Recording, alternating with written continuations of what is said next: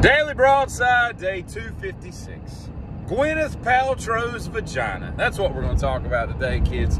Because here's the thing, right? This popped up. Everybody knows, because it was a big thing 3 or 4 years ago, that Gwyneth Paltrow, the actress, goes and builds this website. She starts selling all these products, and it's called Goop. I think it's Goop, G-O-O-P. Augustus Goop, right? So one of the things that comes out of this endeavor, this entrepreneurial endeavor, is that she starts selling Smells Like My Vagina candles. And I gotta tell you, I'm not a fan necessarily of Gwyneth Paltrow. I thought she was good in the Royal Tenenbaums, so that's about all I can really reach out and say that, you know, I appreciate her. And she's just a, you know, whatever. But as with most people that have normal thoughts, I thought to myself, well, this is an odd turn of events. Who in the hell, I mean, great, brilliant marketing strategy, but who in the hell wants a candle that smells like someone else's vagina?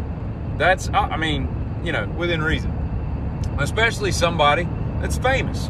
And how do you even go about getting that? Did they, like, take, like, a swabbing of Gwyneth's nether region and then hand it off to some scientists in white coats, and they're out there just kind of like, needs a hint of leather and some bergamot and maybe a white spritz of wine? Like, what? How do you? I don't even know how you start making that.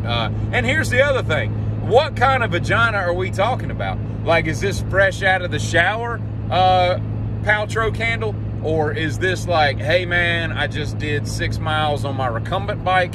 I just left the CrossFit box. I've been sitting at my desk doing data entry for the last 7 hours. Like, what are we going for? And whatever we're going for, whether it's quote unquote good or bad, what are we looking to do with this? Is it a gag gift? Because it's certainly a $75 gag gift, and it's a candle, so it's going to go away pretty quickly for 75 bucks. The dollar per ounce of fun is not really that great, but I mean, who goes over to somebody's house and, you know, man or woman, they're going to recognize that if it smells like it's supposed to. And you walk in like, hey, whoa, why does your house smell like vagina? I don't mean to be rude, but it does. It smells like vagina in here. This is weird. You know, you're going to be really questioning what the hell's for dinner, right? You know, so like, is it for dinner parties? Is it to soothe you to sleep? Like, when would you burn this sumbitch? It reminds me of a story when I was younger. My grandmother, my maternal grandmother, was having like a 75th birthday.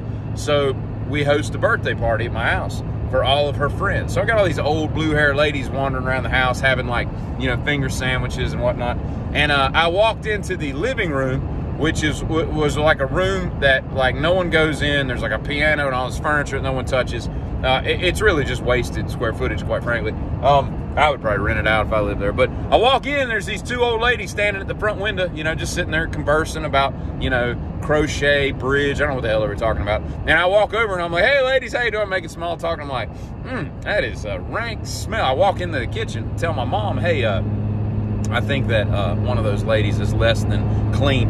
And she's like, what? And then she walks in there, she's like, ugh, you know. Well, so the whole time during the party, we're laughing about this. It's like a running gag, these poor ladies that need to Massengill up, you know, and or something. And we find out weeks later that no one ever went in that room, and there was right under the cross base, there was a bit of a moisture problem, you know. But still, I wouldn't want, so it really wasn't those ladies at all. It was just a little mildew mold issue that needed to be abated. And it reminds me of another story. When I was a wee lad and I was 14 or 15, I'm up at the Pensacola Martin, New Jersey. One of the best subs I've ever had in that place to this day. But I'm walking through and they've got like an incense booth. And I walk through and they've got Tutti Frutti, Pina Colada, and Mr. Pibb, all these crazy flavors. And I remember distinctly, there was a incense candle, little, you know, one of the sticks that said pussy on it. And I thought to myself, what? I didn't really know what incense was, or what. I knew what it was, but I didn't know what you did with it. I may have a better idea now, but I just thought to myself, who buys this stuff? And that takes us right back to the Paltrow candle. Who buys this stuff? Yet I'm still curious.